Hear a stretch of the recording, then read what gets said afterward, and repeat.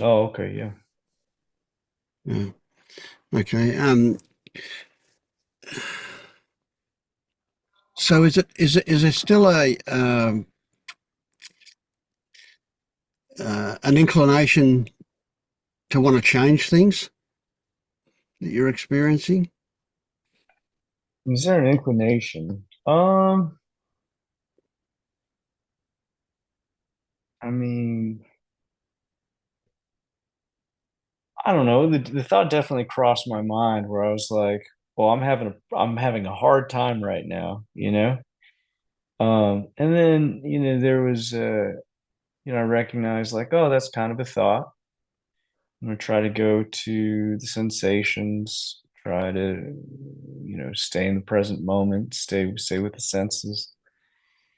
But I don't know, the thought keeps coming back where it's like, well, I'm having a pretty hard time. Yeah, sure, yeah, yeah. When you do that though, when you go to the sensations, is the motivation to stop having a hard time or something else? I mean, it may be there. I almost take a look at it as a curiosity where it's like, well, I'm trying to investigate what it actually feels like. Is it in the gut? Is it in the chest? Yeah. Um, Yep. to kind of analyze and sort of see like what is this that I'm actually experiencing right now? Um, Okay. I Well, mean, there may. yeah, Mhm. I'll just jump in. Um, that's like the first step of the journey when you go into that thing. So what you're looking for actually, of course, in the background will be this thing. Oh, I would like to not be having a hard time. I would like not to feel the unpleasantness. That's in the background. And then the technique of going to the sensations, what is actually there, is really approaching a doorway. So when you get to the point where you can focus on the sensations and allow the stories to background uh, that's there, then what what the idea is that what by invitation, what's underneath it will show itself. And almost certainly what's underneath it is going to be a belief that it can be different or a variation of that. And so if we can get in touch with that belief via the investigation of the details of the sensation, then what we find is that we are in a different place. Something magical will happen. But the idea is not that that's the intention. The intention is not, I mean, if you go chasing what you're feeling to end, of course, it's not going to. It's just actually going to get stronger rather than weaker. It's looking for the belief underneath it that it rests on. So you with me? It's not an end point to be really intimate with the sensations. That's almost a beginning point, or it's one step past the beginning point, where you get into seeing what triggered it. Now, of course, we're going to have stories like, well, it's obvious what triggered it. This situation is not a good situation. So we can kind of get lost in stories every step of the way really easily because it's really obvious why you're feeling what you're feeling, but it's not actually why you're feeling what you're feeling. You're feeling what you're feeling because you've got to hook into those stories that say it could be different. Hmm. So I guess kind of the point where I'm a little bit confused is like when I go into the sensations, I'm not sure how it would lead me to the belief. You know Yeah, what I mean? that's right. Yeah. Yeah. Well, how it does, well, how it works. I mean, this is a kind of another story, really. But how it works is that when you go into the sensations, by concentrating on the sensation, the stories that are associated with them drop off because you're looking for the physical component of the feeling. So remembering that a feeling is sensation with stories, and it's the belief in the stories where the shitty feeling comes from. So by getting in and heading towards the sensation and getting more and more involved in the details, getting more intimate with the sensation component of that feeling, those stories tend to drop off. And when they drop off and you're left with just the sensation, that kind of opens a doorway, if you like, into a more foundational belief underneath that, that things could be different. Mm. So are you saying that when the stories fall off, that what's left is the foundational belief, or like when do I Well, like? it's accessible, and Uh, remembering that it's only accessible by invitation. It's not accessible by, you can't hunt it down. If you go looking for it, then what you're doing is you're cementing the earlier stuff in place. And so there's a kind of a softening that happens when you what you'll find is, and this is a tricky one, what you'll find is when you really get intimate with that sensation, it changes. It's only there because of the stories that are associated with it. So by getting close to the sensation, those stories tend to reveal themselves, but they'll drop off. They'll disconnect, and then the sensation changes. But that will take you to something that's foundational underneath that.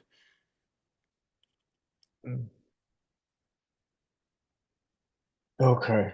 Yeah, no, I hear I It's a did tricky. think that yeah, I did think the sensations were kind of an endpoint, and like having the stories fall off the sensation was kind of the endpoint. So Yeah, you've given me something to think about when you say it's just if that's the beginning. I'm kind of like, oh, yeah. Okay. oh, Well, the only thinking about it that's required is really a reminder that it's, let's keep going. Let's go a bit further with these sensations. So it's not it's as you say, it's not the end point.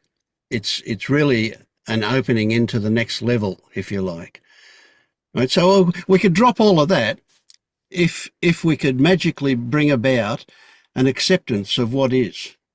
As soon as if you were to magically able to say, well, okay, this whatever this situation is, right, is exactly what it is in description, not what it means, not a story about it, but rather a description of it, right? Here I am alone. I'm not with my family anymore. Okay, that's a kind of a basic fact of the situation, right? But what that means is something that you make up a whole movie about. mhm, That's really, it's what it means is where the shitty feelings come from. yeah, So if you could magically slip into, well, whatever this is, I don't actually need to describe it, but I accept it. Instantly, you wouldn't be feeling bad anymore. It's your resistance to the situation that creates the stories about what it means, which gives you all of the shitty feelings that you've got. mm, Now remember, we're not going to change shitty stuff into good stuff. What we're going to do is yeah. make the shitty stuff irrelevant. Well, so I think where a lot of my rumination comes in is not like I accept, or I feel like I accept that, the situation is what it is, but I'm trying to figure out how to make the situation different in the future. You know what I mean? Like there's Yeah, projection in the future where I'm like, okay, how do I make this situation better? Like that's definitely yeah, more my I get it. Okay. So, my so what's super obvious to me, and maybe to you the moment we mention it, is that the future isn't here now. mhm, Present is here. So do now here's a good point. Do we do we actually require planning about the future right now, or can we take what turns up when it turns up, and if what turns up requires some consideration and planning, then we'll do that then. But right now, what's required about the future? Mm. And if you ask yourself what is required in this very moment, right now, what do I need to know about the future? You're going to say absolutely nothing. So what I have that you don't have, apparently, is trust that the future will be whatever it's going to be.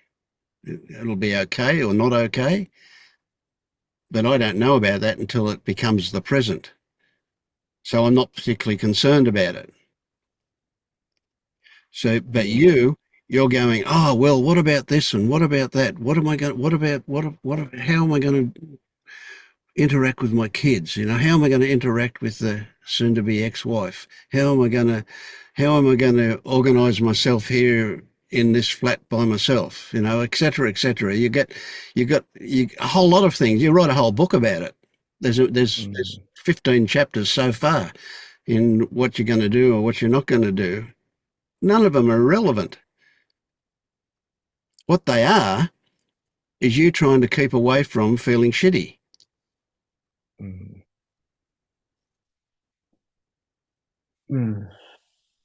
So it's kind of cliche to say, I trust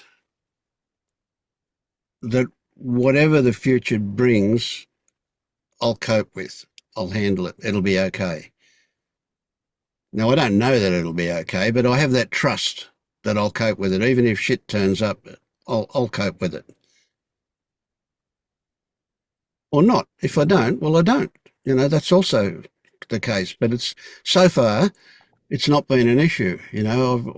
I've coped with whatever's turned up, and I've been doing that for 77 years. So it's not like I've got, not that the past, not that history determines the future, but it gives me no reason to worry about the future. I cope. Now maybe that's Mm. that's not quite as obvious to you because you might be able to pull out times where you felt like you weren't coping. But whether you felt like you weren't at the time or not, you did, because here you are. Yeah. I mean, I think control is still a big piece of it because, there's still a desire to kind of do the right thing. Of course, Um, that's not going to change. yeah. But where's the story that says you won't do the right thing? As soon as we say that, it becomes ridiculous, doesn't it? Of course, you'll do the right thing.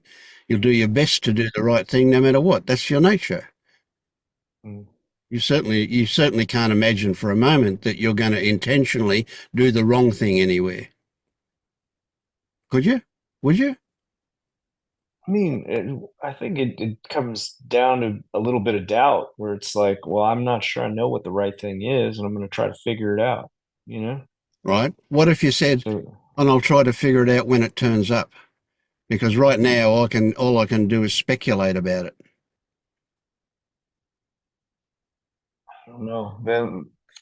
Then I'll just try to speculate about it as much as possible. You know what I mean? Like, Yeah, that's the norm. the That's the usual thing, yeah. yeah. And so, But that's what's different between being awake and not being awake. mm, Being awake, you recognise that the future's not arrived, so why would I put any effort into it right now? I don't need to. mm, Now, the thing with control is this is an important one. The thing with control is you're not giving up control. You're not going to be uncontrolled, right? You've never been in control. Mhm. The idea of control has always been just an idea. It's always been a delusion that people had until you recognize that things just happen. They happen for, if you want a reason, they happen because all of the conditions required for that happening are present and lined up. Right? Now that's also a story, but it's a good reason. You know, it's as good. It's, you know, if we have to have a reason, but it means that anything that I contribute to those conditions are just a couple of things, a minor amount of things, because when you think about it, all of the conditions that are required for a happening also rest on their conditions. So if I'm going to do something, I, I've got to be able to. That's one condition. Right? Circumstances that allow it to happen also have to be present. That's that's a multitude of conditions. Right? And so on and on and on we go to realise that there's a million things involved in any happening. Yeah. And the idea of you having control or having an intention, at the best, you can contribute half a dozen conditions out of that million of them that are required.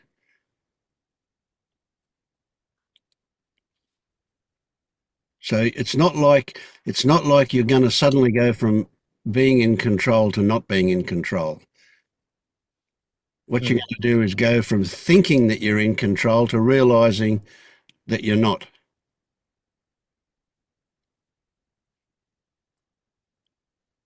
Yeah. Um, I guess kind of what that brings up for me is like, well, then even this rumination is a little bit out of, I mean, is out of my control. Like, Yes, that's I'm true. not deciding to do it. Yeah. Yeah. That's also true. That's also true. But do you recognize the futility of it? Do you recognize how it actually causes suffering because you respond to the stories that come from that rumination? And when you tell yourself, oh, you know, my marriage is broken down, well, there's only one response to a story like that, and that's feeling shitty. Mhm. So it's not just that it's useless, that rumination, it is it actually causes problems. Mhm. It certainly doesn't cause anything good to happen. Yeah.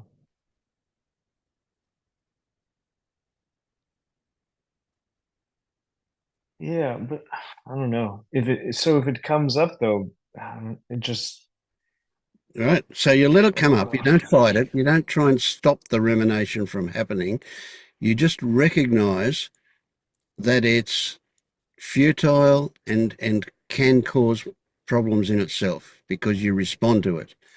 When you recognize that, it will by itself fade off.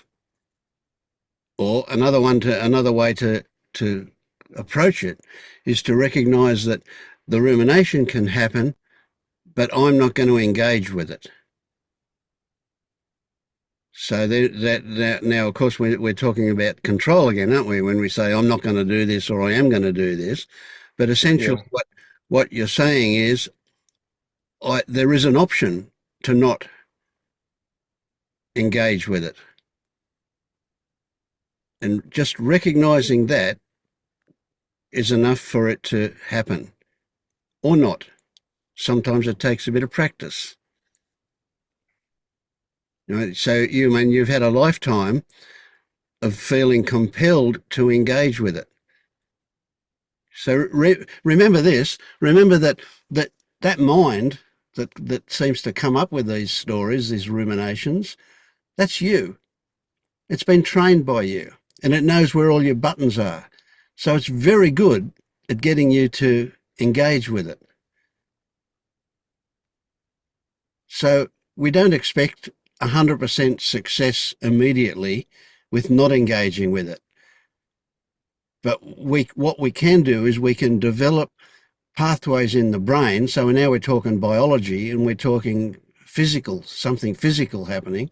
We can develop new pathways in the brain that approach it in a different way. And those new pathways will start by saying, I'm not compelled to engage with these thoughts. And then when that pathway starts to get established, it'll be in the right brain, or it'll be a bit of a crossover actually at that point. But the old one in the left brain, where you felt like it was imperative that you did ruminate and go through all these things, that pathway will atrophy because you're not using it as much. So how you do that is you celebrate that moment of recognition that you were lost in the rumination. Whenever you get ruminating about this and that and away you go and the stories are and you get sucked in and so on, eventually, always, eventually, you'll go, I recognise that I was lost in that story. And when that happens, that moment, you celebrate that and you do it by faking a laugh. Have a laugh, fake it in the beginning if you need to. After a while, you won't be faking it. It'll be a genuine laugh because it's a discovery, which is the basis of humour. Right? And when you have that discovery that, oh, yeah, there I was lost again. You'll crack up because you caught it. Right. And what'll happen Mm-hmm. is you'll catch it quicker and quicker and quicker, and getting lost will happen less and less and less.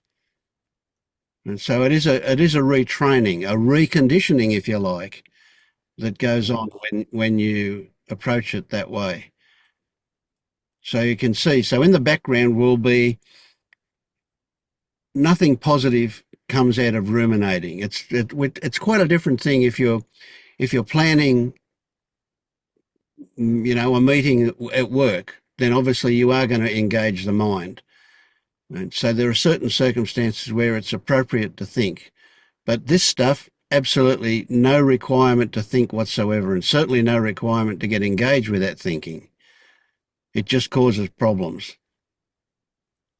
So if you are there now and in touch with what's going on in the body, and you recognize that the body's saying, I'm tired, it's time to sleep, then you sleep. I'm hungry, it's time to eat, then you eat. Right? The idea of having a shower turns up, so you have a shower. The idea of cleaning your teeth turns up, so you clean your teeth.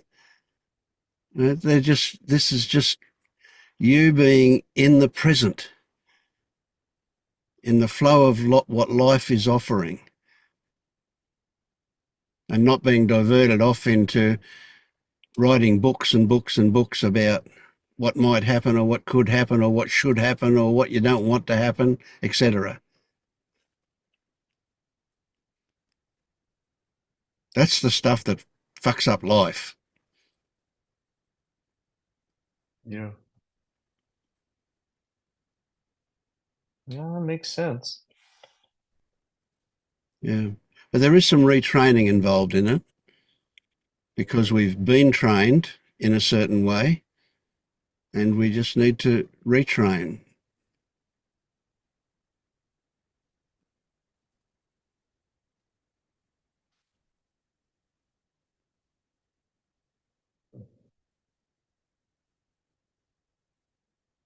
So I mean, look here. This is an interesting one. Look at this.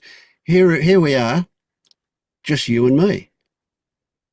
Mm-hmm. Life has done that. There's nobody else here to think about or to get diverted from what's going on for you. Mm. Life just presented us with this opportunity. Why? Who knows? But there it is. Life will look after you, and that's one way to put it. It's not obviously not a literal thing, but it's close enough to being literal to say that's a way to describe this process of being in the present. being in the flow of what's happening. I mean, you said it yourself. You know, here you were, 11 p.m. at night. You would normally be asleep by now, but tonight you weren't. So you thought, oh well, I'll just see what happens, and you jumped onto the call.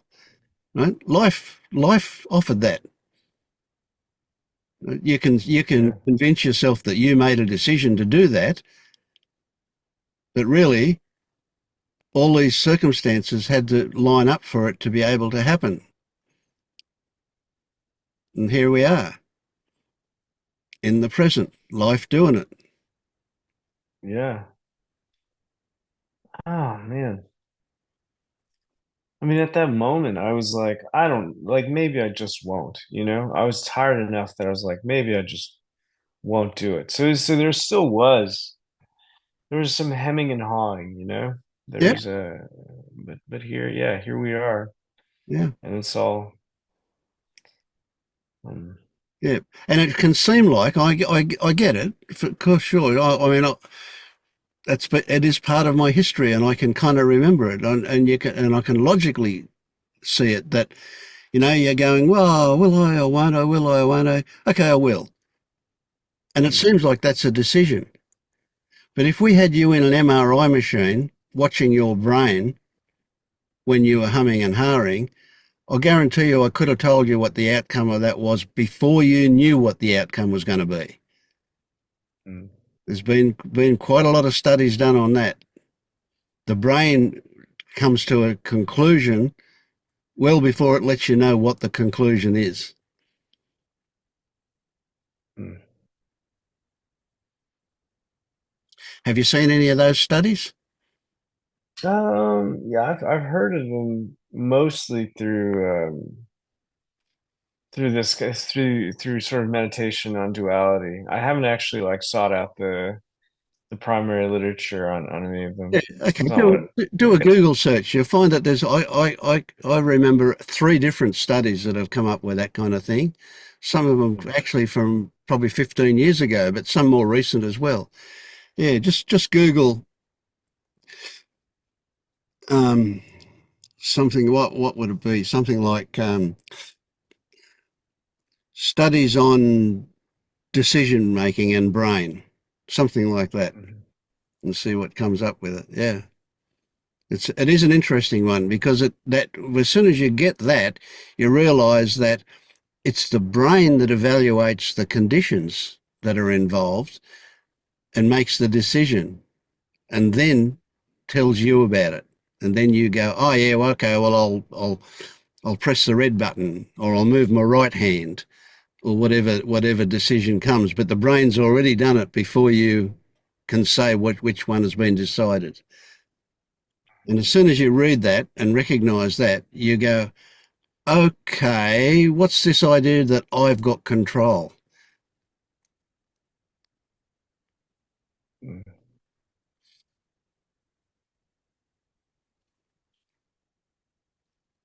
So what I would like to see happen for you as a result of these words and this discussion that we're having is that you are curious, that you step back and you go, oh, maybe some things in my life need to be reevaluated. Some attitude needs to be looked at again.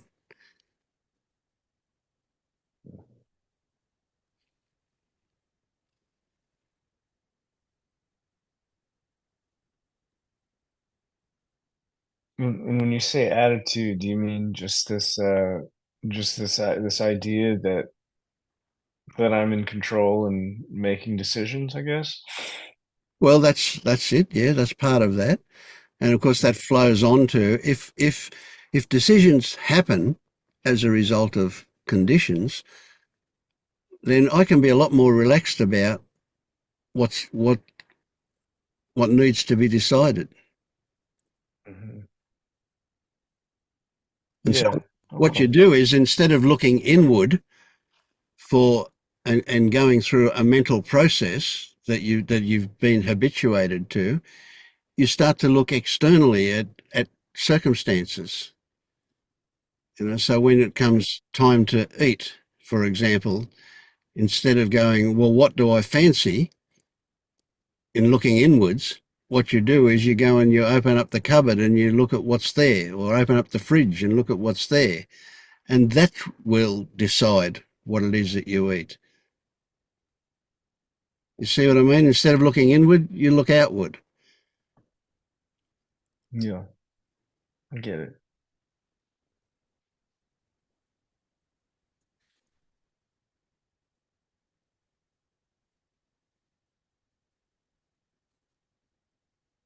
All right. I mean, Yeah, I guess I'll.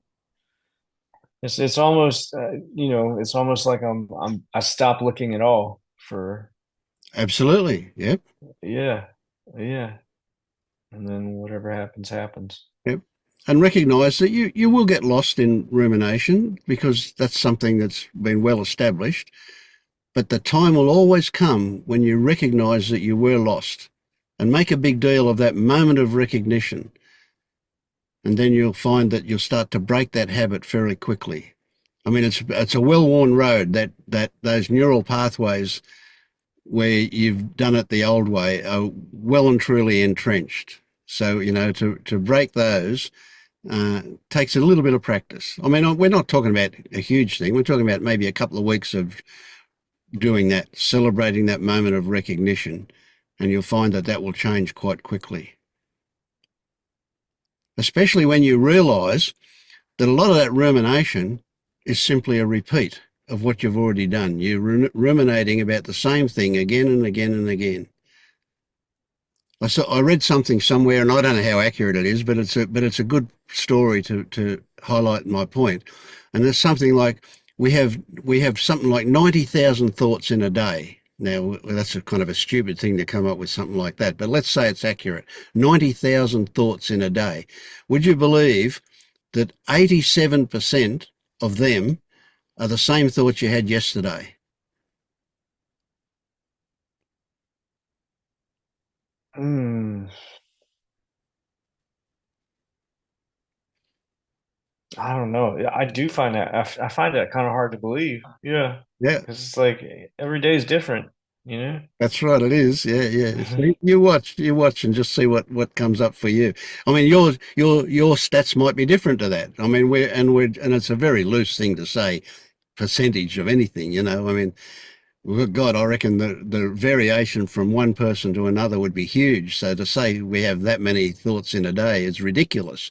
But you just get the idea that it's saying, that most of the thoughts that we have are the same thoughts that we've had before, and they just go round and around and around, round and around and around, day after day after day, round and around and around. Anyway, that may or may not be true for you. Just watch and see. And when you have one thought and you recognise, yes, I had that thought yesterday, you'll crack up. You'll start laughing, and you'll go, oh, there you go, there it is. Yeah.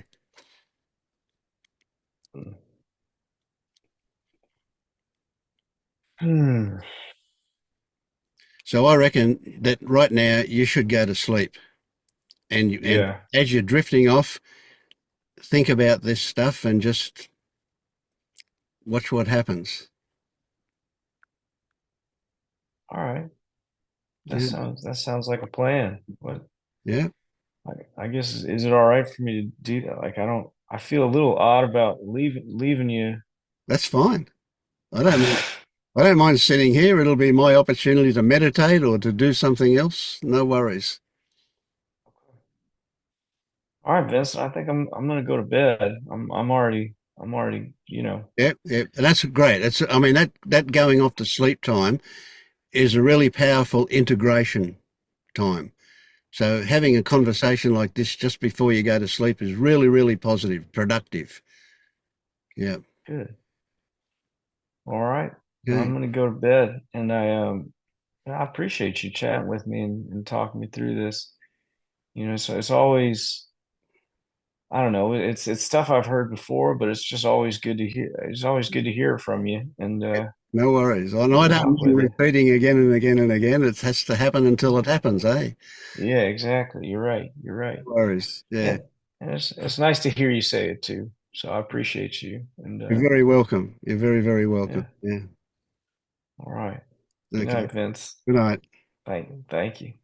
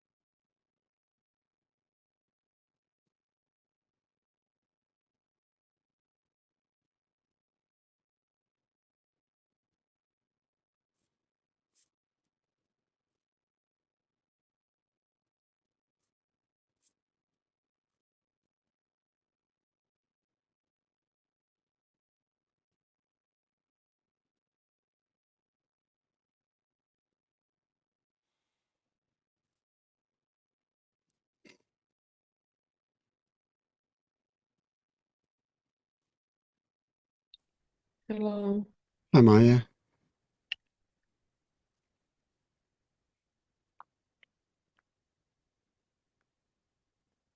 How are you? Just a second.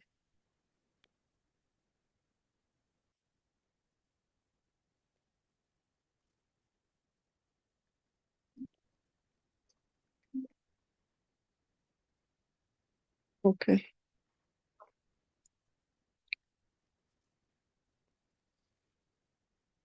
How's things been for you? Fine. I'm very busy. Students' term papers coming in the last days, of course. And then we have some guests here, so Ah, yeah. that can fill up all the corners so there's no space left easily. No, yeah.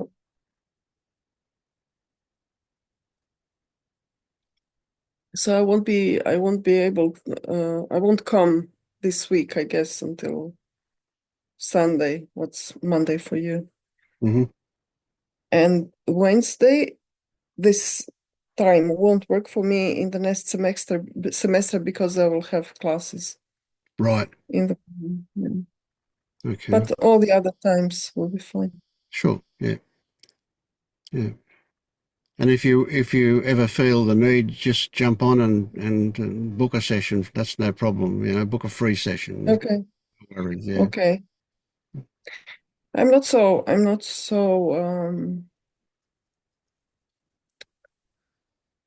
how would I put it? When I first came to the group, I really had I was running, I was rushing, and then it slowed down a bit. This fear to this fear to awaken,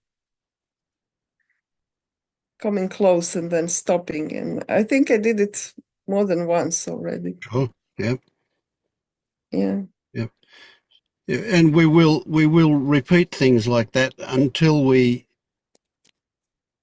recognize that there's a pattern involved. Something is going on. Mm. Yeah. Mhm. And once it's recognized, that almost always that's all that's required for it to dissolve it. Mm. So yeah. I didn't believe that until last week when this little thing happened I told you about, that I understood why I'm doom scrolling and what's the feeling when I'm doom scrolling, what's behind it, where do I know it from already before. And this was the first time for me to recognize such a thing, to recognize a pattern. And I had the impression it was such a big thing for me because a week ago I would have said to you, I don't remember this thing with trauma. I've never had the experience that something resolves just because you remember it, just because it comes like this. And then it happened. And now I see, oh, yeah, it really works this way. It's possible. So like a door for this modality is open for me. Yeah. Just not that something else happens Yeah. in Yeah. addition to that. I'm waiting for it, but Yeah. it will. Well, obviously, it's a bit of a simplistic description that just by looking it happens. It's not that the power is in the looking, although it seems like that. Right? It's that when the recognition happens, a whole lot of things fall into place. Mm, So it just like on the surface, it seems like one simple thing, but in fact, it's not. There's a lot of stuff that goes on. So, and that doesn't mm, happen until you're ready. So without realizing it, underneath, all these other things are lining up, and all of a sudden, when it happens, boom, they all just fit together. Yeah, yeah, yeah. it's it's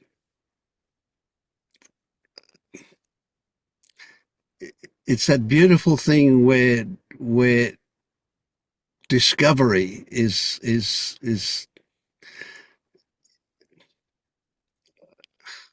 I don't have the words for it. It's just yeah, So delightful. Yes, So delightful. delightful is a good Yeah, word. I love that. yeah, Yes, yeah, yeah, yeah. exactly.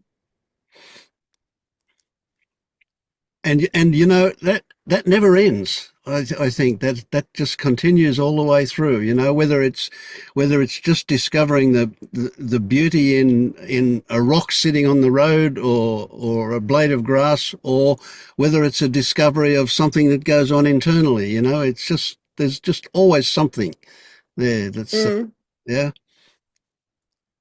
yeah.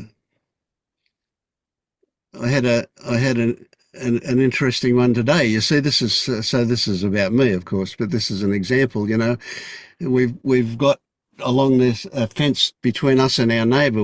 I planted bamboo in order to create a visual shield, so we're not looking down in their backyard all the time. You know, yeah, and yeah. and it was kind of coming along pretty well. And I went out there today to water, and my wife's been busy with the secateurs and she's cut so much of it down, you know. And so my immediate Mhm. reaction was, oh, this shouldn't have happened, you know. And then not only that, but when she was doing it, she broke one of my bonsai pots, you know. So then No. I had a reaction to that one as well. But it was just what was so beautiful about it was the recognition that here I am still thinking that the world should be the way I think it should be. Yeah. Yes, yes. And I catch myself thinking it also. The world should be as I want it to be, but as long as I'm catching myself. Yes, yeah, absolutely, yeah. It's a great Yeah. thing, yeah. Mm.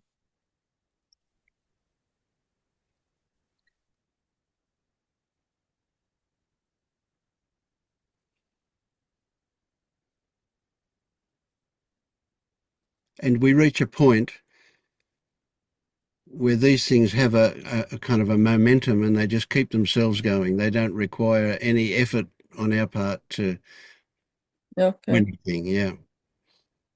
Okay.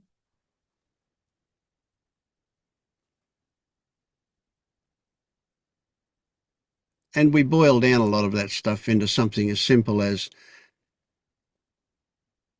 accepting what is, just Yeah. what presents itself is. It's an amazingly simple sentence that covers so much, such a huge area. Yeah.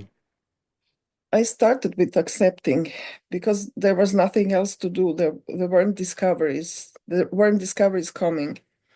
And then I just somehow, Marius is here listening, which is okay. I have to work on this me who is doing, who is perceiving. uh, I don't know what I wanted to say now. Yeah, but I just somehow saw that I need to accept things, and I just remember myself, okay, the things are as they are. I can only accept them. Yep, yep. And that fairly quickly becomes a habit. Yeah, Yep. yeah, And this is more or less. Yeah, I'm fine. so if we recognize that our human nature, the brain, if you like, is it it what it knows how to do labor saving stuff. Right. Mm, So very quickly we learn how to button our shirt and we don't have to think about it anymore. We just do it automatically. We can do it in the dark. We can do it when we're walking or talking or whatever. We can just do mhm. it, you know. So it does a whole lot of these things exactly like that. It's just very much labor saving. We don't have to think about it. We don't have to put energy into it. It just happens. Yeah.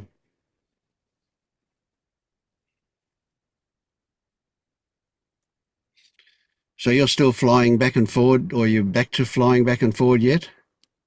I'll be Next week. next week. Yeah. So you've got a busy week leading up to an even busier week. Yes. Yes. Mm, And having guests meant we have to clean up the house, which was also a very busy task. mm, yeah. And then entertaining them when they're here, and then cleaning up after they go. There's, Yeah. yeah. Mm.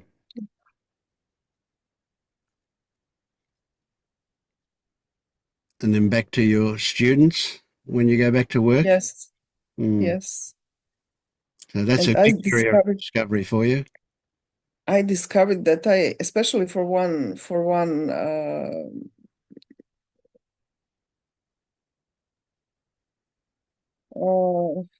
for one kind of license that I'm looking forward so much to it. This is a big change for me. Mm. And presumably you're looking forward with excitement for the discovery that might happen. I think so, yes. I discovered things and they will also. And I think it's so it's funny and interesting. Mm. It's about when you translate how you have to take cultures into consideration. Absolutely, yes. And that's not just Yeah. words, of course, that's context and all sorts of things. Yes. Everything, colors, The meaning of colors, even. yeah, meaning of everything. Yeah. Like there is an example. There's one cartoon, for example, Inside Out. You might know it. I don't know. It's very popular now for children. Uh, there is a character, a little girl. She doesn't want to eat broccoli, and for Japan, they had to replace broccoli with green peppers Okay. because children in Japan like to eat broccoli. It would be very weird for them to not to eat broccoli. So Yeah. everything must have been changed. The language, what they say, and then how it looks. They had to draw new things, new parts of the cartoon. So Yeah. Yeah. it's funny. Everything changes. Yes. So I'm looking forward, and I hope they will also Hmm. Well, keep you that's certainly posted. more likely to if you are. Yeah, Mm. many such things. Yes.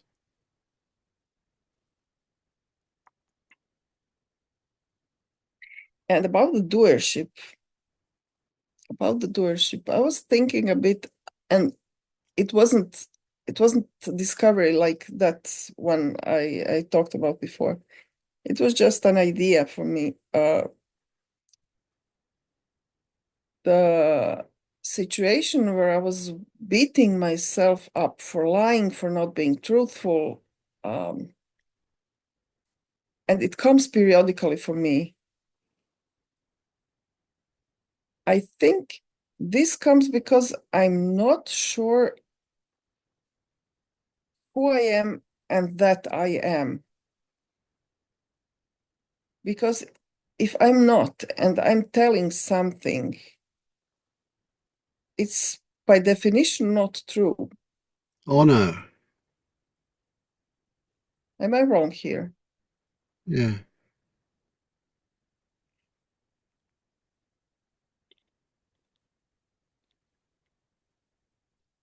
I mean, if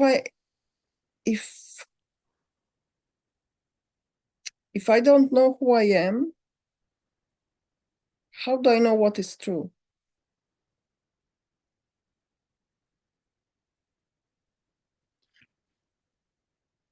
Right.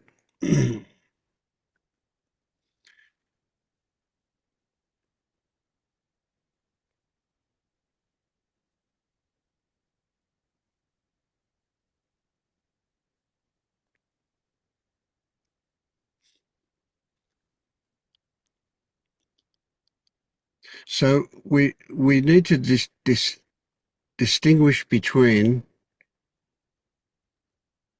something being accurate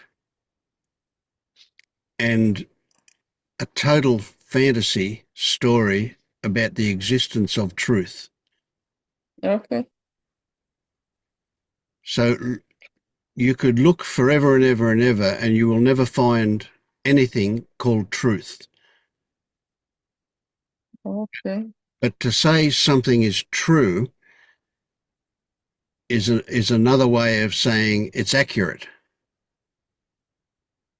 I mean, the only tool I have to distinguish between these things is the situation where I really feel this is true, like the discovery I had. Mm-hmm. And on the other hand, churning thoughts like this one, what is true if I'm not here, where there wasn't such a feeling when I was thinking about it. So this is the only tool I have.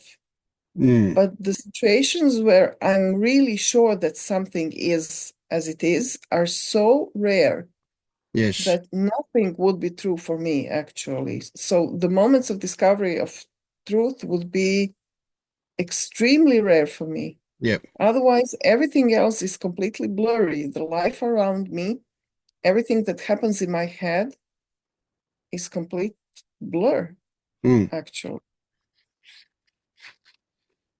It's just,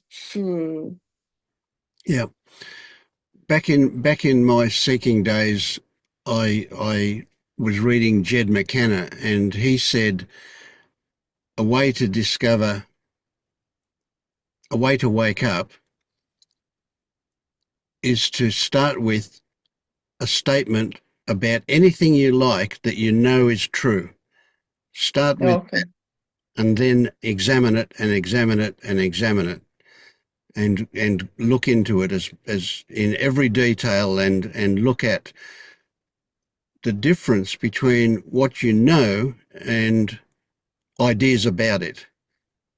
And I okay, did that, and I did it from every angle I could come up with. And in the blog that I was writing before I woke up, I wrote many, many, many pages about truth and what is true. And in the end, I came to the conclusion that there's no such thing. You know, all I have are beliefs. okay, yes, yes, yes, That's as close as I can get to what is true, is a belief. yeah, okay, okay. So unfortunately, when I hate myself, which is not now, for example, but it is sometimes, well, it holds true for a few moments at least. Hmm. And that's fine. There's no problem in that, Yeah, except that you're not going to give it existence when it doesn't actually exist. You're going to yeah, you're going to recognize yeah, that it is a current perception, a current yeah, interpretation that you have. yeah, And so we can come up with all sorts of things. We can say, I touched the tabletop, therefore the tabletop is real. mm, And if you examine that, you get to, if I touch the tabletop, there is a sensation of touch. yeah, And that's as far as I can go. I can yes, I yes, can presume that I'm touching something. yes, Right? But all I have that I can say is accurate is that there is a sensation of touch, a sensory input called touch. and maybe a sight along with it, Yes, of but they course. don't Yeah, have to be other things connected. as well. Yeah, Yeah, yeah, there yeah, may be smells involved, all sorts of things. Yeah, but yeah, essentially, right, we can only extend what is actual, and I rather the word actual than the word real, to as far as our sense input. And then, okay, yes, and yes. then that, of course, is our interpretation of our sense input. And so I when, think this is clear. yeah, Yeah. yeah. But we're talking about a fairly ultimate kind of thing. And of course, we very quickly reach where we just simply don't know. Mm, We can make all sorts of statements, but they're going to be conjecture in most cases. But mm, so when we're talking about something that is true, the importance that we used to put on that. We can say what is true is good, what is false is bad. Right? So we start to moralize about things very quickly. Or we can say it's bad that we don't know. It's good that we do know. Mm. And well, that's stories. There's stories about The things. So, judgments, yeah. yes, that's right. Yes. Yeah. So the ultimate thing is it doesn't matter. And if you have Mm, a belief, that's as close as you'll get to what is actual, and that's good enough. mm. Your job is not to impart truth. Yeah, okay.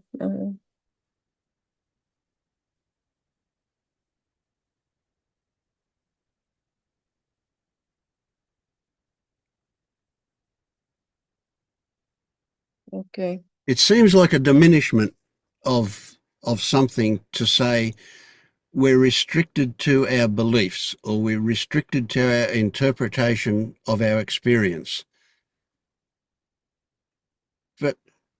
But in fact, it's not a diminution. We're not diminishing anything. I don't know Mm, what the right word there is, but in fact, it's an opening through into everything, and everything exists in the not knowing, which which seems like a contradiction. Yeah, yeah. but It's a yeah, bit far from me. Yeah. yeah. There's a nice book by Peter Ralston. It's called The Book of Not Knowing.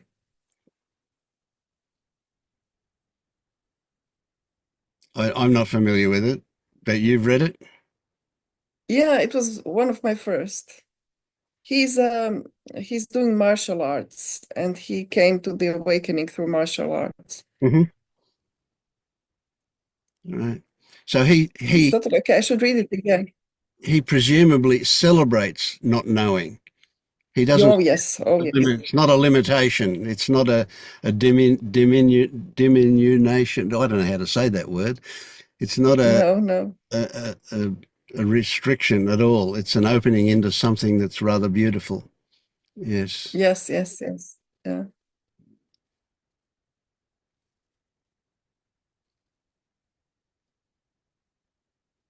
Hi, Lennart. Hello.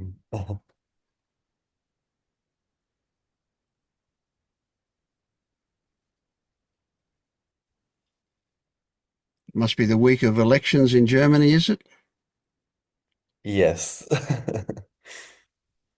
Yeah. Um, but yeah, actually, I'm not thinking so much about it because anyway, it's not me to decide or to change anything. Yeah, yeah, good one. It's true. So, yeah, okay. I mean, when you watch the news, it's all like a horror scenario or something. But who knows? I mean, Mm. and for example, a friend of mine from Argentina, oh, not really a friend of mine, a former private student of German, he wrote to me after, I don't know, 2 years. And now we are in contact, and he was also talking about the situation in Argentina, which is also quite complicated. And they have like a very crazy president who is not really caring about most of the population. But the funny thing was that he was very optimistic. I mean, he's living really within a crisis, and he wrote to me, well, I think in 4 years, all this extreme right will be like this extreme right politics will be over because people will understand that it doesn't change anything to the better. And then I thought, okay, well, that's also a way of looking at it. Might be true as well. I don't know. Yeah, who knows? Yeah. Um, and yeah, I had another situation at work. Um, I'm I think I talked about this secretary before that is who is like kind of unfriendly and having like this intrigues and trying to kick people out behind their back. I mean, she Yeah, tried that with me, for example. And then last week, because we have like two new colleagues and they are yeah, I mean they have experience, but they are quite new to the job. Um, and the job of the secretary would be to explain them like how it works. But she doesn't do that. And then afterwards, she blames them for not having done it the correct way. So, and, and I don't know, those two colleagues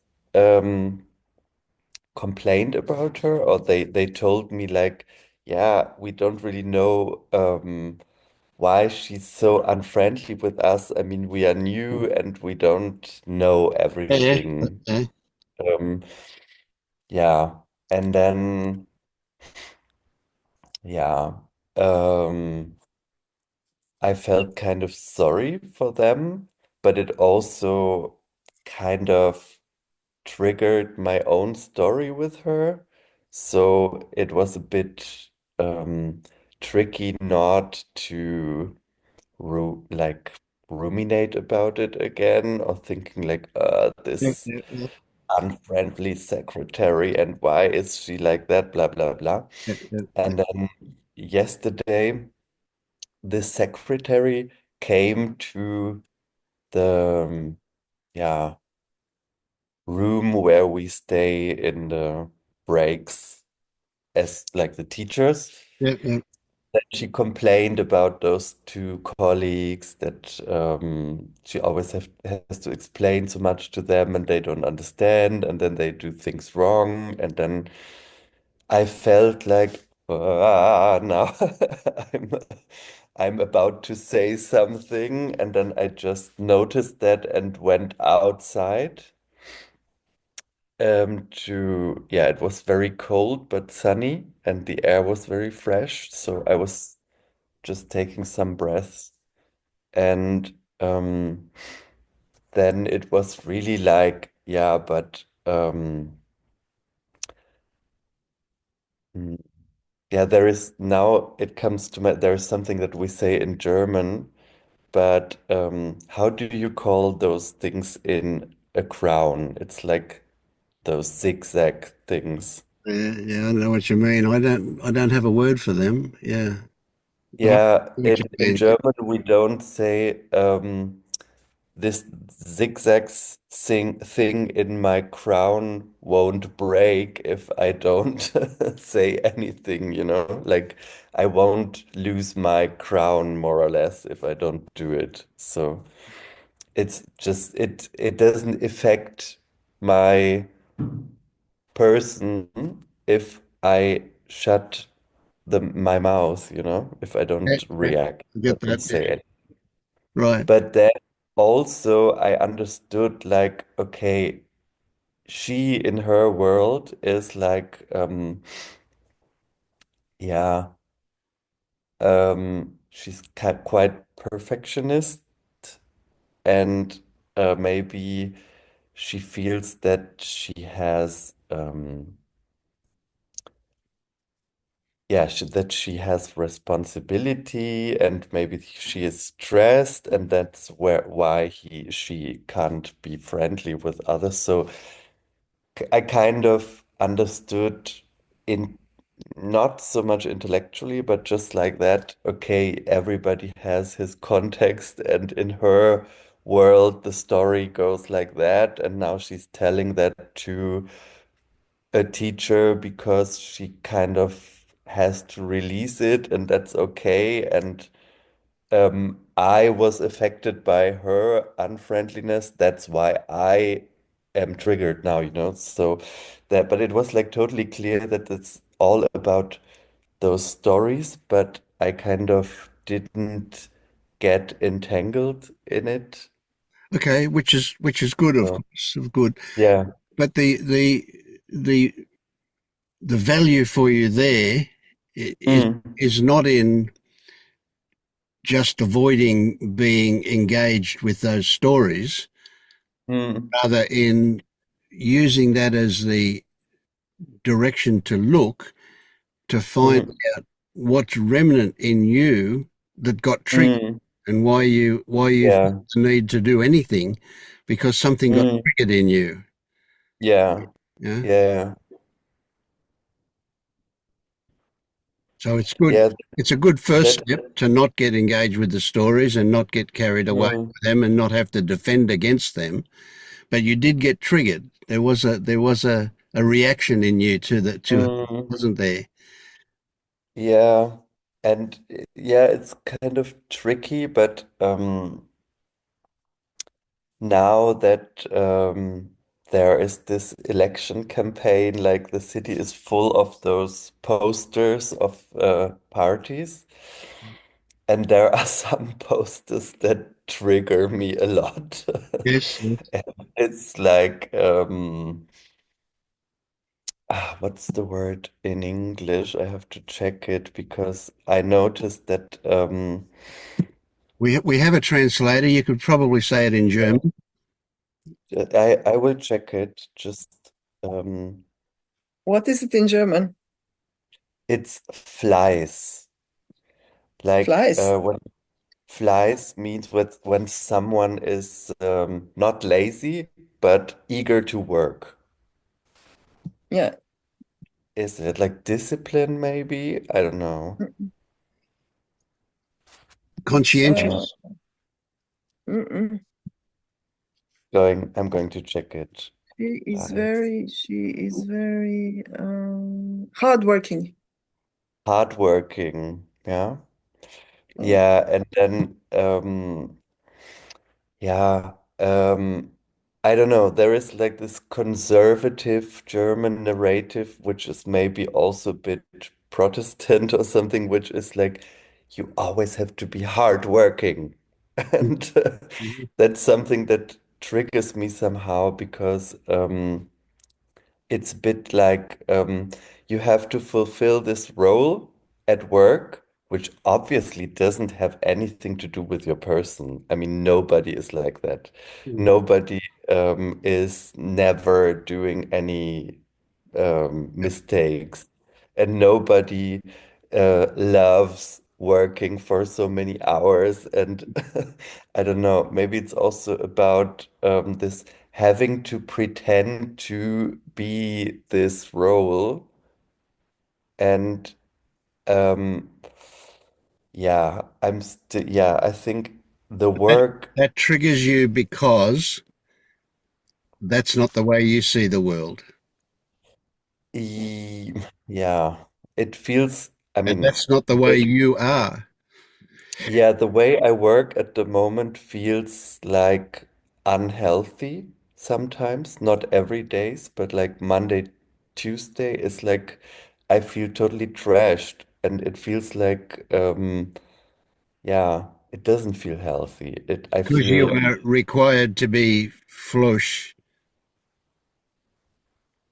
what does it mean, flush? Well, I'm trying to say the word you were saying, hardworking. Ah, okay. Yeah, hardworking.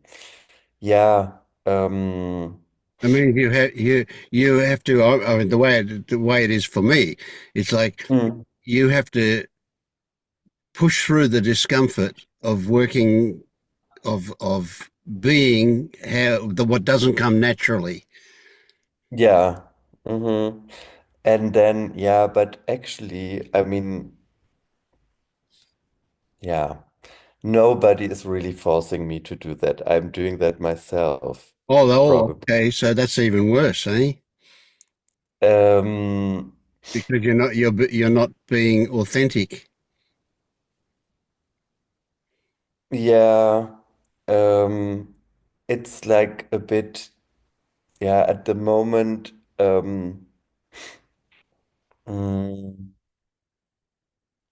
Yeah, I guess there is sometimes still the voice of my parents saying like, yeah, but everyone has to go through discomfort for work or something, Mm. and that's just natural or something. You're not a child. You can't always do what you want or what is fun. Uh, But on the other hand, there is like this, I don't know, that's also story, but inner voice that says like, why are you doing that to me? Why don't you allow me to just work as, yeah,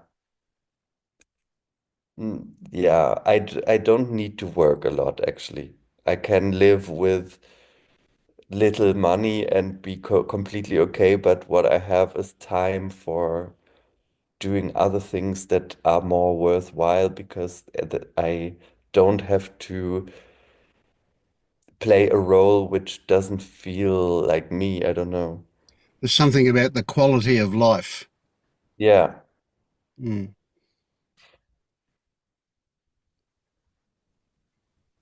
And I mean, it's not, it's probably through most cultures, and it's probably Mm, much bigger in, say, Asian cultures where mm, you, you will willingly suffer for some mm. achievement.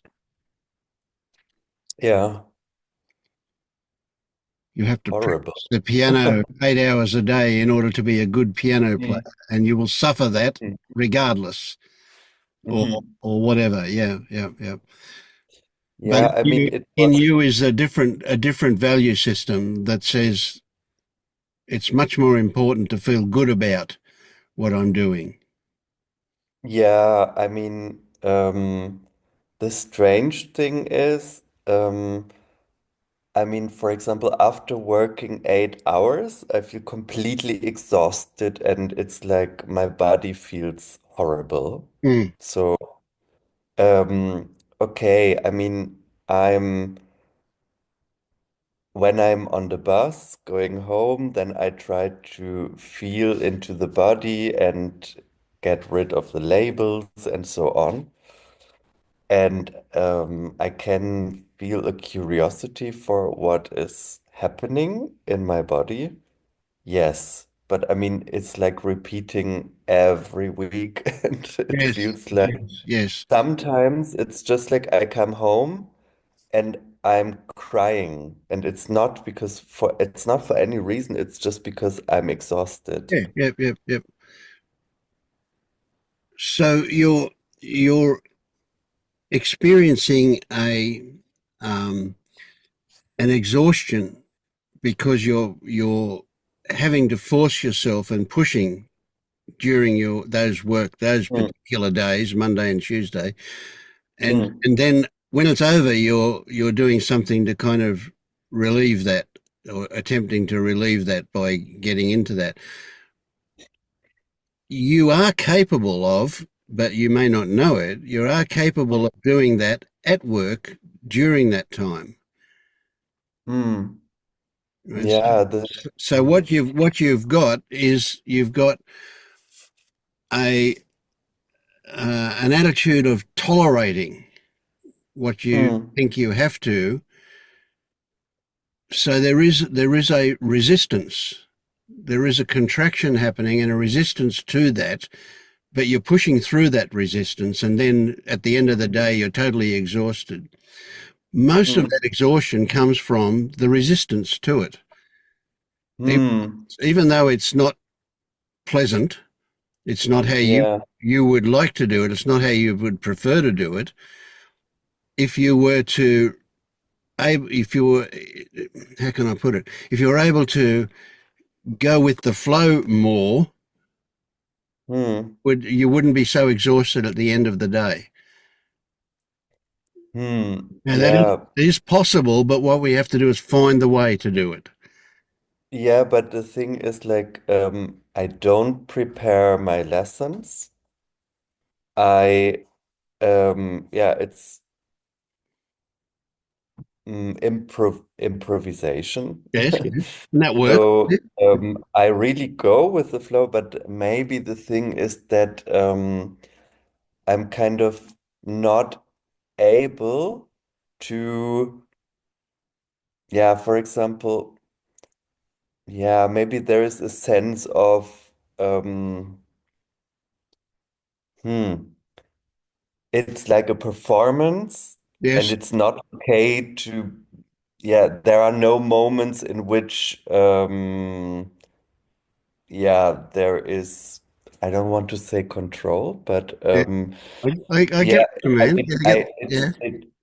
I think it's like always monitoring if someone is bored, and if I feel Yes. someone is bored, I have to do something there, and so There's a lot of I effort involved. Yes. maybe there is like this thing, it has to be a fun class. And if, and that's maybe the thing that exhausts me so much because I'm not always fun, not Yeah. all the Yeah. days. Get it. Okay. So, Let me ask Maya. What would you tell Lennart, Maya? Because this is really close to home for you as well, isn't it? Yes, yes. I do the same. I do the mm, same. I really the same problem. And mm, when someone and sometimes I lose the ability because anything, because something, and I'm not able to make it fun for someone. And then I have this feeling that everything implodes, mm, like the lesson implodes, and then at the end, these are the worst. Yes, mm. these are the worst. Worst where I think, oh, I it wasn't good. I And know that. you can see that you at the end of something like that, you would be more exhausted than you would be Oh yes, if it was yes, a yes, fun lesson. Yeah. yes. So Yeah, you've both got students who don't want to be there. You've got yeah, yeah, so they're not they're not receptive, and so you feel like you have to push something at them somehow. But regardless, it's the effort involved. yeah. And you see, I said before, I have now something that is so exciting for me, and I think it will be exciting for them, but I actually don't know if it will be exciting for them. That's something you'll find out. Yeah, Mm. Yeah, because they are actually. hard to Mm. entertain. Mm. Yeah, actually, this thing about being exciting or not for them, that's something that I already dropped. I mean, Okay. I think like, well, okay, I have to offer a good lesson, and the persons who want to take something out of it can do it. And if they are not interested, okay, I can't do anything about it. So, but still, I don't know, the way I'm doing it is exhausting me. And it's just like I don't know, every week it's not something about the mind, it's just my body saying like it's not, you can't go on like this, you know? So I dropped this. You can't go on like this. hmm, This was my attitude before I came to the group. But then I hmm, said, oh, just I decided to lean into it, to not just to drop the resistance, hmm, because there is nothing else for me to do now. I might take a job at hmm, stacking shelves here in England, but hmm, somehow, if I don't have to do it, I won't. So I'm flying and teaching. I dropped this. I hmm. don't, and I feel better now. It's easier now. Waiting for something, actually, not even waiting. I'm not even waiting for something else to happen. I Hmm. just do it. I don't know how, but I it happened. Yeah, I mean, actually, I think for example, I have other days where I work 4 hours and I don't feel so Yeah. exhausted. Just like Mm. 8 hours in a row, it's like too much for me. So it's also possible to just accept that it's too much for me, maybe not for a different Yes. person, because I have colleagues who say like, "Oh, really? That's too much for you? I'm doing that 5 days a week." And then I think like, okay, maybe you can, but I can't. Yes. So, I wouldn't be able to teach 8 hours a day because I would lose my voice after the fourth hour, and that mm, would be it for the rest of the week, I think. So mm, 8 hours, it's insane, Mm. mm. if you ask me. Yep. Yeah, because it's not only, I mean, it's not only like doing a presentation. I mean, imagine doing a presentation for 8 hours, but Mm. it's like interacting and motivating and understanding Yeah. and explaining and so on. So it's not, yeah. I know that it has to do a lot with resistance. And actually, before I even worked more, and then, yeah, I already, I mean, my resistance is not so much anymore, actually. Mm. When I have those days, then I know, okay, today I'm going to do it 8 hours. I mean, I already learned actually to care more for myself, which I wouldn't have done before. For example, that I eat enough, I drink enough water, yeah, things like that. Also, I don't know why.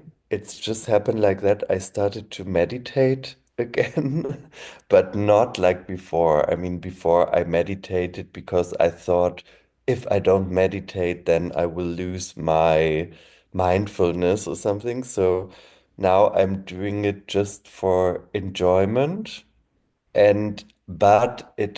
I mean, not for a purpose, but it has an effect. I can Yes. see that. Yep. Yep. Yep. So one Um, thing that comes to mind is how how mindful are you during the lesson? Do you have the experience of stepping outside of what's going on and looking at yourself, what you're doing or yeah. what's happening for you? Yes? Yeah, in some moments I can see like yeah, there is like this resistance. I mean, not yeah, in the first place it's like physically, like I can't go on anymore. And then it's like maybe also that I think I don't want to explain more things now. And then I can see that, and I know that resistance will make it more difficult. Oh, I yeah. think I mean, I wouldn't say that, yeah, of course, there is still resistance. I can see that. I mean, that's not a new information for me. Like Yeah, that, yeah. So when but you have an in 8 hour the end, when yeah. when you have an 8 hour day, is that's no doubt broken up into at least two halves, but is it more than that? Do you have a 40-minute lesson period and then a 5-minute break and another 40-minute, or do you just go straight through for 4 hours? That would be No, it's that would be like crazy. 90 minutes, 90 minutes. 15 Yeah. minutes break, 90 minutes, and then 45, and then 90 minutes, so Right. on. Yep. Yep. So, So if you get a few minutes between them, uh, it's absolutely amazing what regeneration can occur with a 5-minute meditation. yeah, the problem is also that when I come out of the class and I go to the teacher's room, it's not possible to have calm You can because interact, yes. what actually is happening is that the other colleagues what they always do in those 15 minutes is complain, complain, complain, complain. You know, like, oh, the Then students don't go to don't the teacher's understand room. this and What don't if you went that. outside? And What if you went that, outside and sat under a tree instead of getting yeah, to the teacher's room? that maybe that's the solution because it's always like, okay, I need a break, but then it's Yeah, like that complain, complaining can complain, be exhausting. negativity, Yeah, negativity, bad things, bad things. And yeah, so yeah. it's like, Yeah. yeah. So we're talking about self-love or self-care. As Mm, care, yes.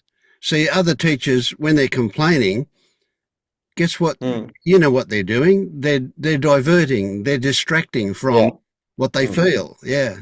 yeah. Even if you had to go and sit on the toilet for 5 minutes, that you could do that and close your eyes and like you could almost catnap under the right circumstances, but obviously Mm, it's not appropriate to lay down somewhere. Maybe not. mm, But you could sit and meditate and have a very similar rejuvenation in that mm, 5 minutes. 5 minutes of calm, watching your breath, incredible mhm, effects, really incredible. mm, See, because at the end of 8 hours, if you go from the classroom back to the teachers and they're complaining and then back to the classroom, there's no break. It's mhm, constant for you. mm. The strange thing is that, for example, on one hand, after those 8 hours, I feel exhausted, but when I come home, um, there is so much love for the things I like to do that I do them anyway, and it's okay, and it doesn't feel like Yeah, exhausting. you get So energy back from that. Yes, yes. there are other things that are also, I mean, it's like mostly, for example, learning languages after 8 hours of teaching would not be regarded as something relaxing, but it relaxes me really Mm, because it's something that I'm interested in and not something I have to do. yes. So, Yeah, I get that. And look at Maja just bursting out of her skin, smiling. Yeah,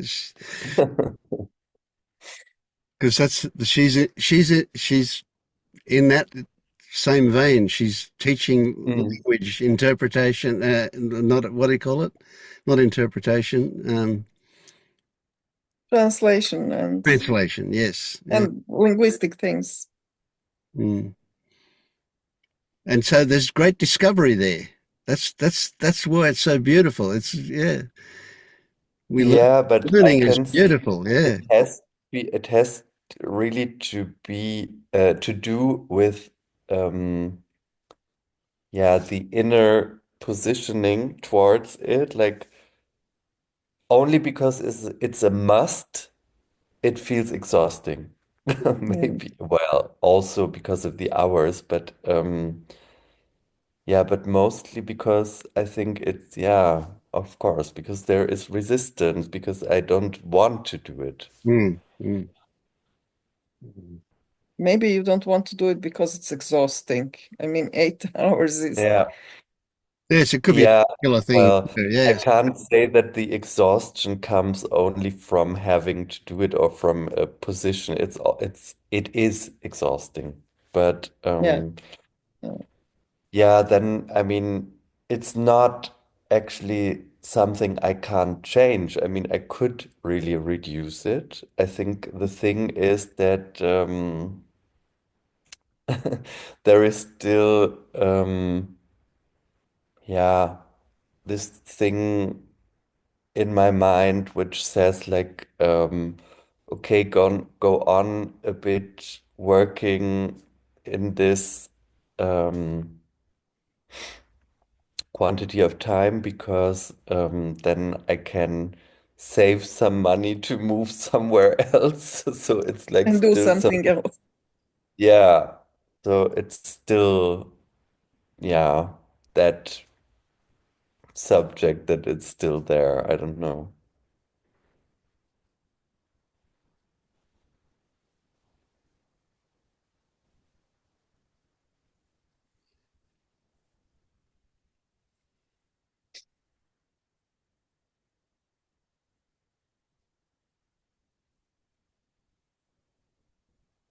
funny about the hard-working attitude. I work at the German department. It's just the same. We are like playing German mentality there. Ah, yeah, I forgot because that was what I wanted to say. I mean, why I'm so much triggered by those posters of it's basically the Conservative Party, and they write, for example, to be hardworking should be worth it again or something. So it's like always about working hard and like yeah. Um I remember also that a friend of mine told me when she went to the funeral of her father and she met again some other members of the family they were not so much in contact with for political issues or something because they were extremely right. And her aunt said to her like, ah, are you married?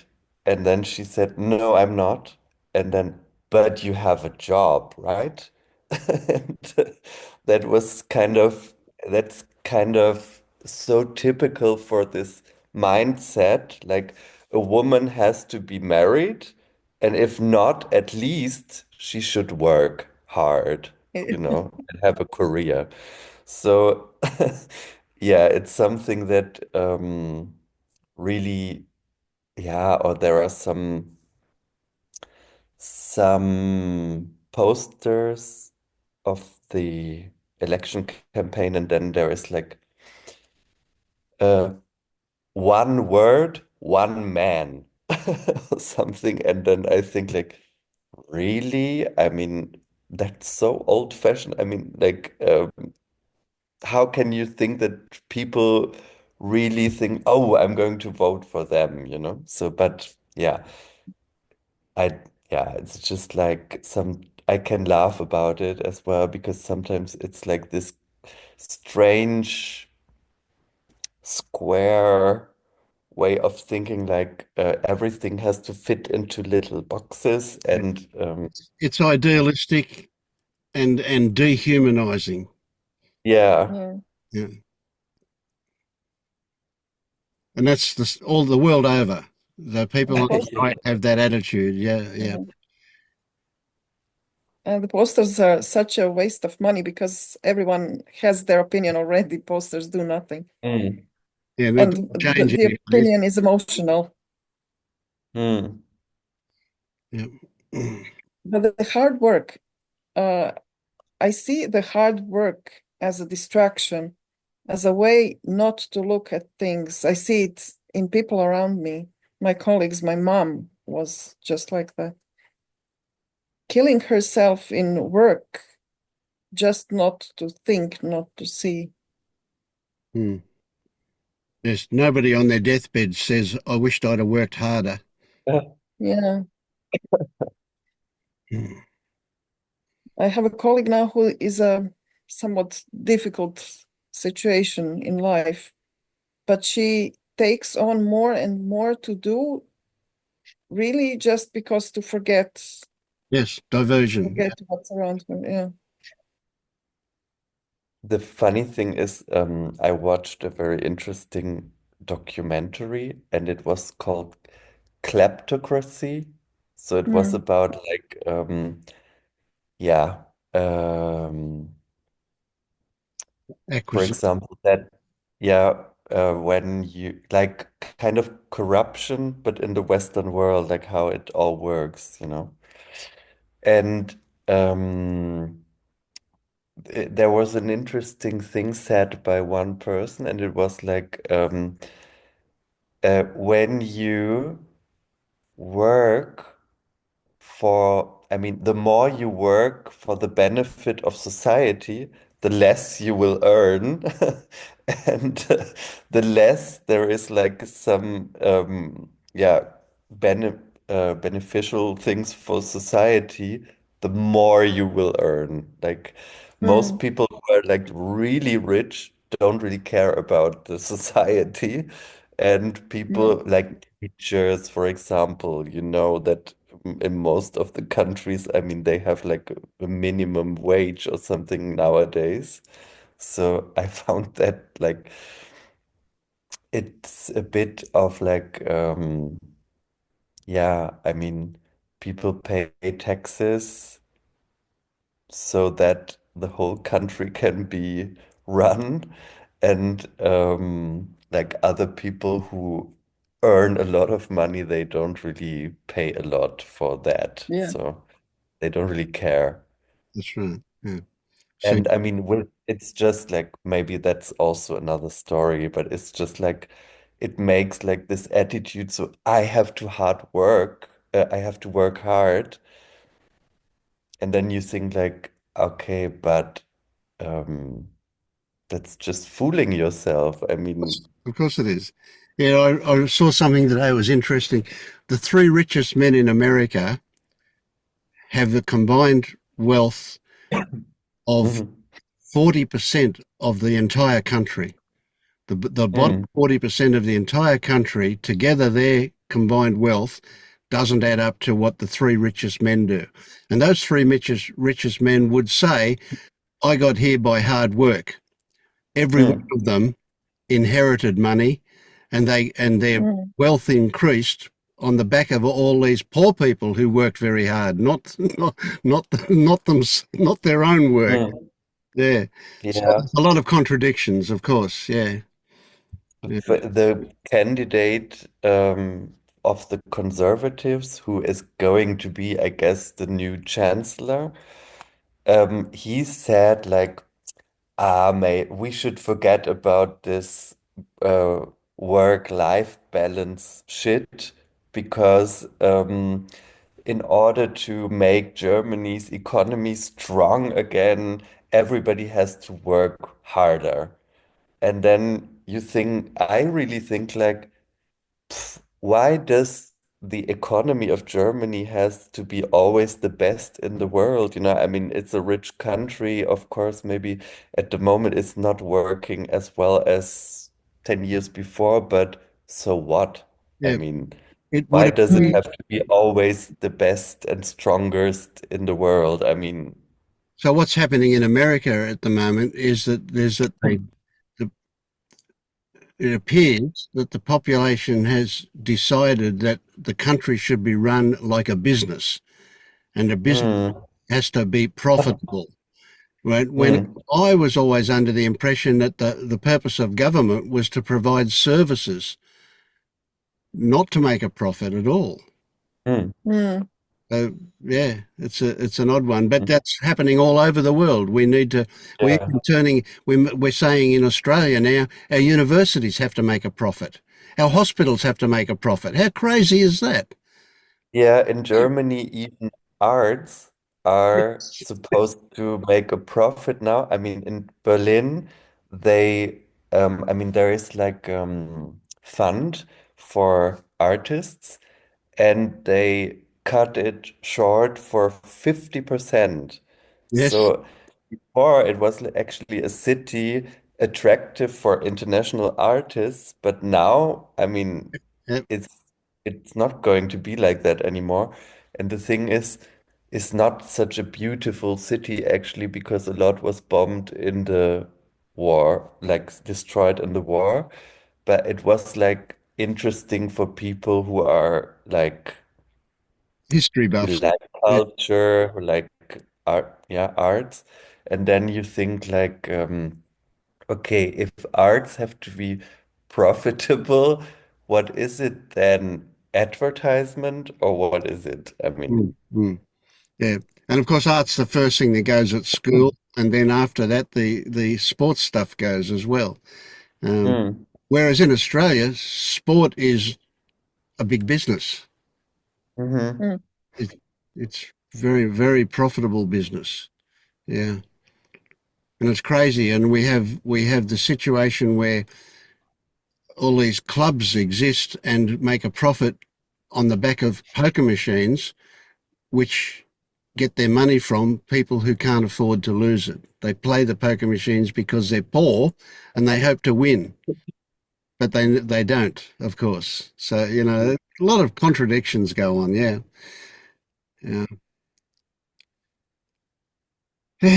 I Anyway, wanna we can't fix the world. ju- It will be what it will be. Yeah. Yeah. just want to jump in here, Lennart, and say it sounds to me that you have a core belief or a core value that you don't honor. So it sounds to me that you value freedom more than anything else, probably. And there's a conflict going on inside you when you don't honor that. And the reason why I wanted to comment on that is because I have the same core value and I didn't honor it for far too long. So I ended up um, destroying my health, basically. So the system that we or you guys are discussing now is it's clearly that is kind of where the world is heading. And this is my story, but um, I see a shift needing to happen where those of us who are awake to kind of the insanity of all of this needs to just decide to live differently, decide to honor our human values, not just keep playing the game because it's so painful for us. It's going to be increasingly painful, I think, to do something that just goes against our core values and human dignity.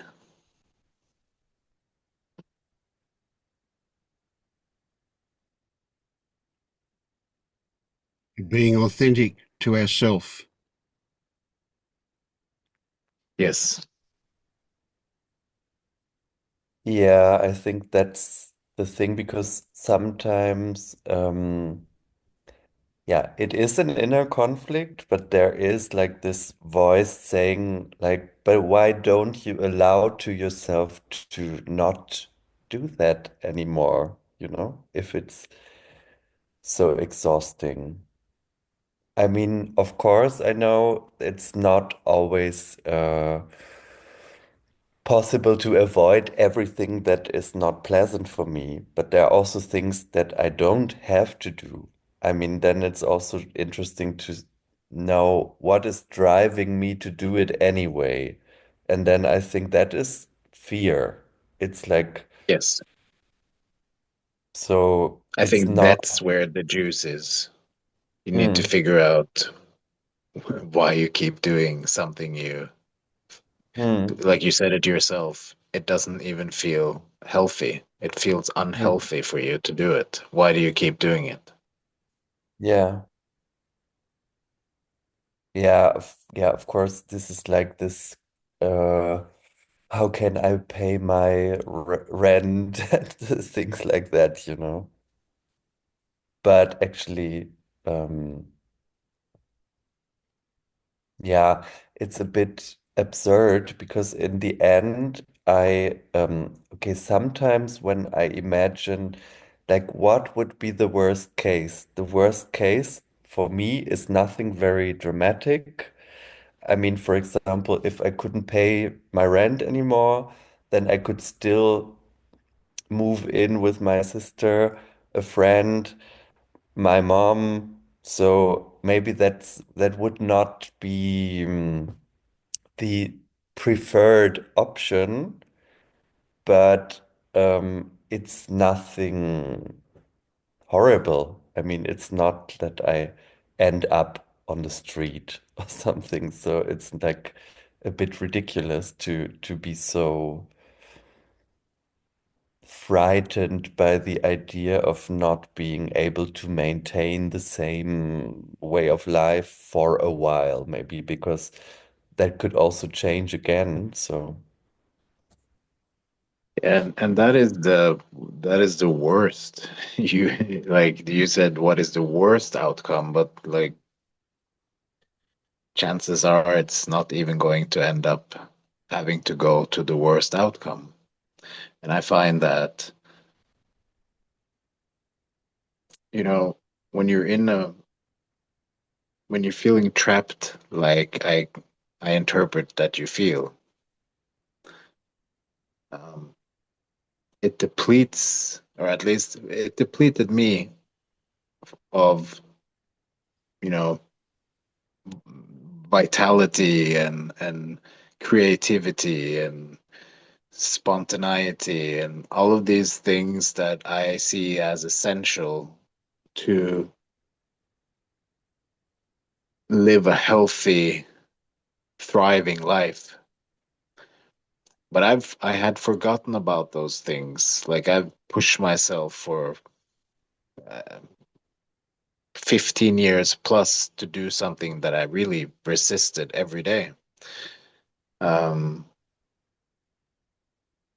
so I've forgotten what that felt like to have creativity to come up with, you know, fun solutions or ideas, something that I wanted to create, you know, life actually flowing through me rather than being stopped because I'm controlled by fear. So it's I think it's very, very important. It's I think it's I actually have a belief that um, it's so important, like it's so essential to what it means to be a human, that to kind of um, yeah, to stop that by by honoring the fear rather than anything else is kind of crazy to me now, but it wasn't then when I was in that fear. So I understand um, where it comes from very well. But yeah, yeah, the thing is, when I still lived in Argentina, I was, I actually, it was black work. It was not, I was not even paying taxes or anything. Well, it's a different story because of the pandemic, I didn't get my papers done, like as my visa and stuff. So I couldn't open a bank account. I couldn't register at the tax thing. So I worked online and I always had to find new students, and it was kind of my own baby. I did it as I found it good to do my work. Um, but it was always like, will I have enough students next month? And I was always with this fear, like of not being um, able to survive somehow. And the strange thing is that it worked for 4 years or so, but it felt un insecure. And then I went back to Germany. Now I'm employed for the first time of my life. Of course, it feels a bit like safety. For example, when I'm ill, it's paid anyway. I have paid vacation and so on. But the job that I'm doing, I mean, I have a good contact with my students, but I don't appreciate the system itself, the material I have to work with, the climate, like at work, is a bit toxic because there are like, yeah, I don't know, this strange things happening in the background. The communication with the secretary, with the boss, it's like a bit toxic. And then,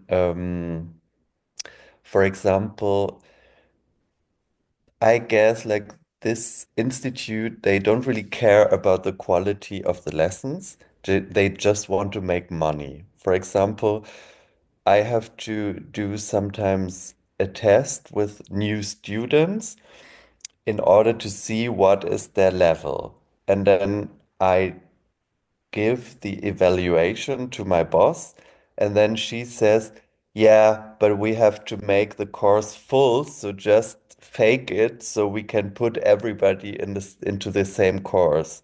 So I think, yeah, and I was kind of upset because I said like, yeah, but why do I have to do an evaluation then? I mean, I have to do a test and an interview, and it takes time, and I have to really see like what are the abilities of this person, and then they send them to the wrong course just to in order to have the full course and make money the quick as possible, the quickest as possible. So um, then, for example, the toilets are always dirty and stinky, and it's like really sometimes I feel like I feel ashamed for my students because they just don't pay a cleaning lady or man. So it's all like so obvious that this institution is like just for making money. They don't care about the teachers.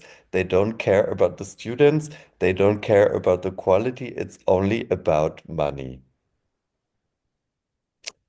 And then you really ask yourself, like, why am I wasting my energy for this kind of place where like all is organized without love for the thing itself, like for the teaching, and without love for the people, and without, yeah, love for the Yeah. climate at work. Like it doesn't really make sense. So. Yeah, I mean, you, as soon as we kind of, as soon as, right after I said what I said, you now spent a few minutes listing off everything you hate about that place. And that's understandable, but like it tells a lot. You know what I mean? It tells that you you you are pushing yourself to do something that doesn't feel right. And I don't know if I might agree that yes, sometimes we do have to do something that doesn't feel great, but when it's as deep as this appears to be, then that isn't the same as, doing something that we don't love every moment of every day. Um, and like I said, for me, it feels like the world is is at a cross point where you see more and more people waking up because it's so painful to live in this system. It's so painful to pretend that this is normal. And so for us who actually start to see more clearly that this isn't how things is supposed to be, um, then it's somebody's got to take the first step and create something else. It's a very complex situation, isn't it? So, I mean, on one hand, you could say, well, here I am stuck in this situation, and what I'm going to do is do my best to bring love to the job and do a good job and do the best that I can. On the other hand, you could be saying, well, here I am betraying my own values by supporting this institution. So there's contradictory. There's a paradox there. It's both things at the same time, actually, Exactly. Yeah. because there are And also I different agree. parts. I mean, for my student, I mean, I can still see like, okay, it's a shitty institution, but the thing that is happening between me and the students is like something good. Where there's love. So, Yeah. yeah.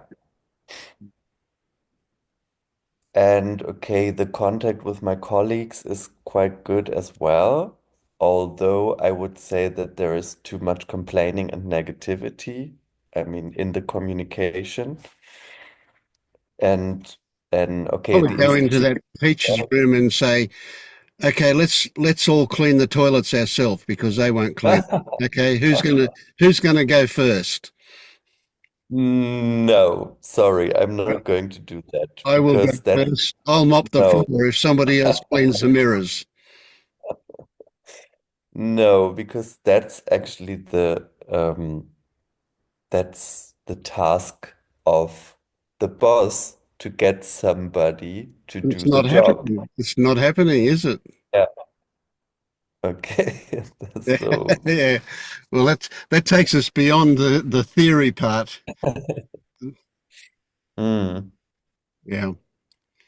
yeah, but But I I, do see that it's true. I mean, I'm talking myself into something that actually doesn't feel right to do Mm. on the long run.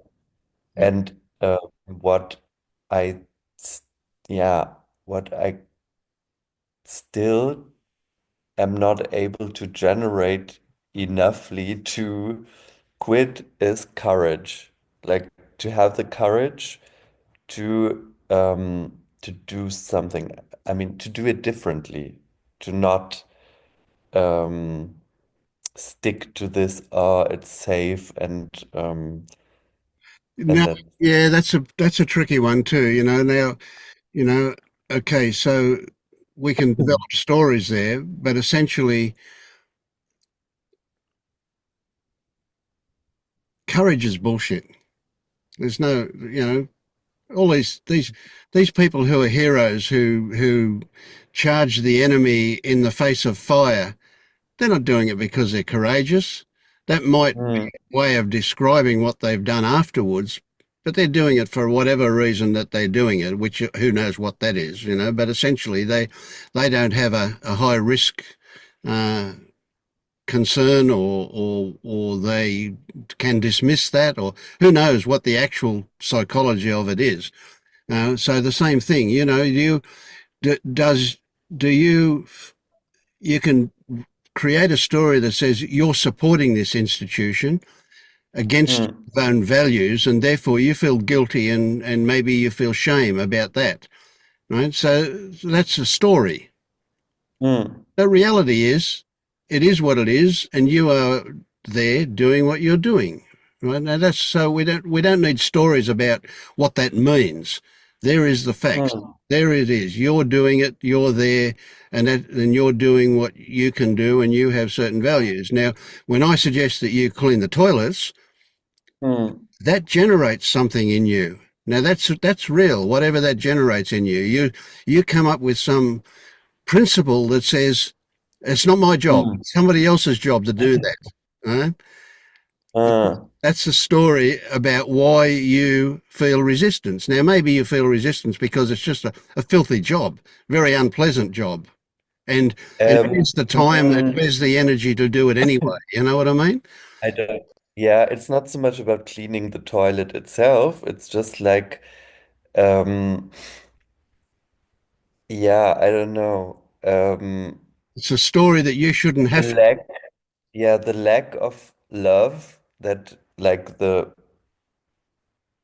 people in a high position put into this institute, you know? Like they don't care for the quality of the Yes. lesson. They don't care for the equipment. They don't care for the teachers. They Now, don't care for the what does students and not for the toilet either. what does So, that mean? That's where the juice is for you. What does it mean mm, to you when you're saying that about them? What does it mm, mean? There's something wrong in that, isn't there? There's something very wrong that they're not fulfilling their obligation to do the right thing. yeah, it feels unfair. Yes. Now there's Mm, juice for you. mm.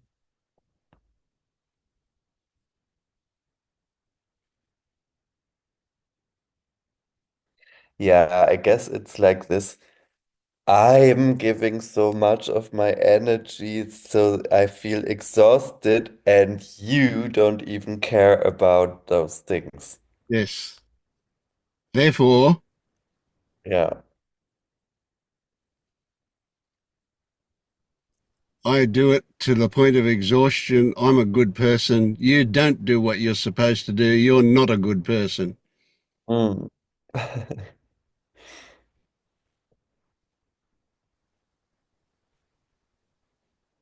I'm being provocative here. Hmm. Yeah.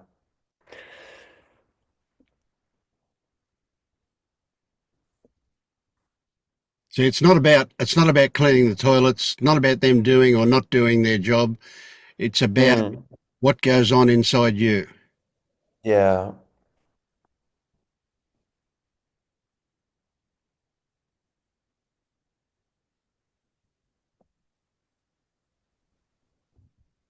But this wasn't originally a toilet problem. No, and it's still not. No, no, that's just that just provokes what the problem actually is. It's a symbol. Yes.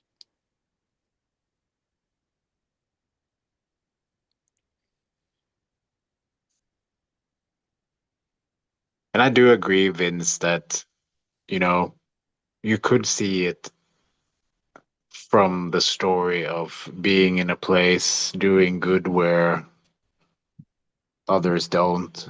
You are the light of the or the heart of the institution and all of that. And I do agree with that to some extent, but there is a middle way there. There's a middle way where, yes, that could be um, that can be your story for continuing to going to, you know, to continue to keep that job. But I think it's also worth looking at if it's possible to honor your needs as well. So, like you said, you know, do you actually need to work 8 hours a day, or can you reduce that and find something else to compensate for that loss of um, income, for example? Because even with that story that you're actually doing good, but you still feel exhausted, you're not really able to do as good as you can do. So,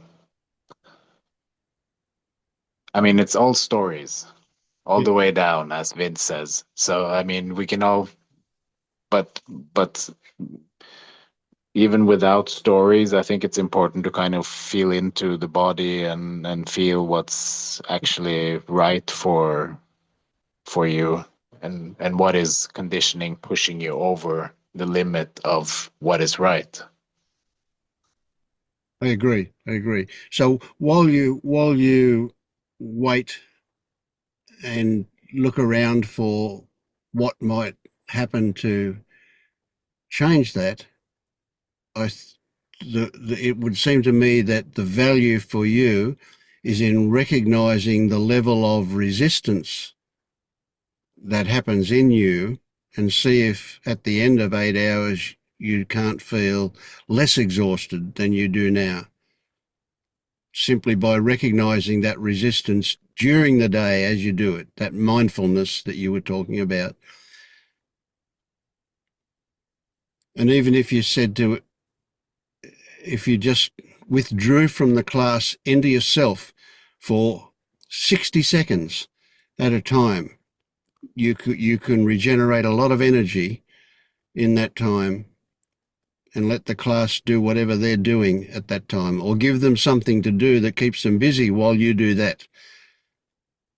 Hey, well, I don't know the techniques, of course. What? Yeah, actually, the resistance is not so much happening while I am teaching. It's not like that. I mean, even if I feel already a bit tired, there is not so much resistance. It's rather like, for example, oh, tomorrow I have to work 8 hours again, and then I know, okay, but now is not tomorrow, and that's just something in my head, for Mhm. example. Um, Does that no, something in your head make you feel tired? it doesn't. It makes me feel unfree somehow in that moment, but it's not. I would say like this resistance thing, that's something that I have already incorporated into my working. I mean, I Yep. don't have so much resistance when I'm in the situation. Sometimes it's even like before the class or in the break, I think like, oh, I'm not able to go on, but then I know, yeah, but when you're in the classroom, it's Do get like one. just Yep. happening. So that's not, I mean, I already checked this out, but um I would really say it's just something physical too. Mm. And yeah, the tricky thing is really like where is it avoidance or not wanting to do something that feels unpleasant? And where is the part that says, like, yeah, but just listen to your needs and take the consequences? I mean, so it's Yeah, it's a bit technique. It does. kind of difficult to find out what is, I mean, probably it's both things, but yeah.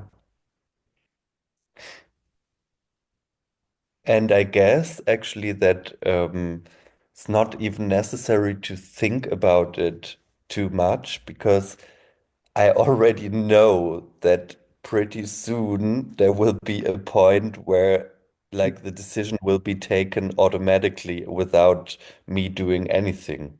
Yeah. So Yep. it's just like if I imagine, I mean, I guess like okay, I still probably have to work like the next 25 years. And probably I won't have the energy to do that in 10 years anymore. Maybe not. I mean, Yeah, who knows? Yes, that's right. Ideally, you would find a job that will give you energy rather than take energy from you. But who knows? Yes, what life will present. hmm. Hmm. So we could get a government in that we don't like their attitude, but they shut down the institution, and that makes a decision for you. Yeah, that could happen as well. I mean, actually, I must say I would be kind of happy about that, but I'm not happy for my students if that Cool. happens. Yeah, yeah, yeah.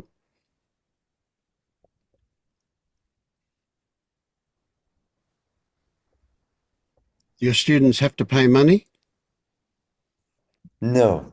No. Um, At the moment, they don't, but if it's not financed by the government anymore, then they would have to pay it, but that's impossible because We nobody have would be money. able. Yeah, yeah. Yeah. Hmm. Yeah. which is kind of absurd because they always say, like, I mean, Germany is lacking so much personnel, like jobs in in all kind of areas. There are Mm, not enough people. So they are in need of migrants actually. mhm. But now like most of the big political parties, maybe that's just for the election campaign, but they are Yeah, like yeah, same here. super anti-migration, so it doesn't make any sense, but Yeah, no, none yeah. of it does. Yeah, same here. You know, our growth for the last God knows how many years in Australia has been due to immigrants, and now they're talking about cutting immigration. Crazy stuff. Mm, Yeah, it's a political thing. Doesn't have to make sense. It's all to do with emotion. Yeah. mm. Hmm.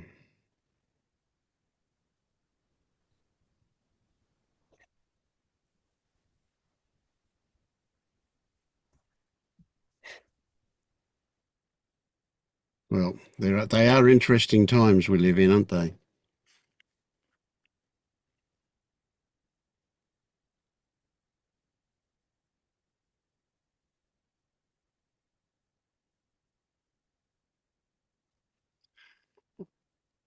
Okay.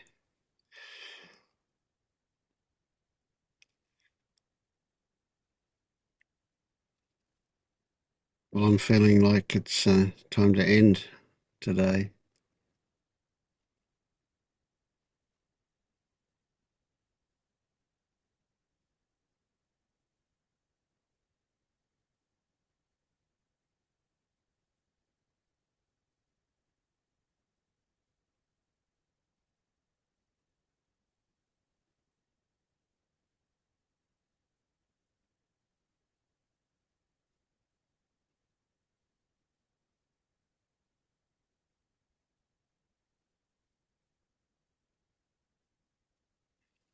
All right. Well, we'll finish up, eh?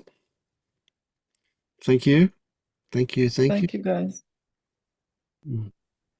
Thank you, everybody. Yep. Thanks, Marius. Thanks, Ramiz.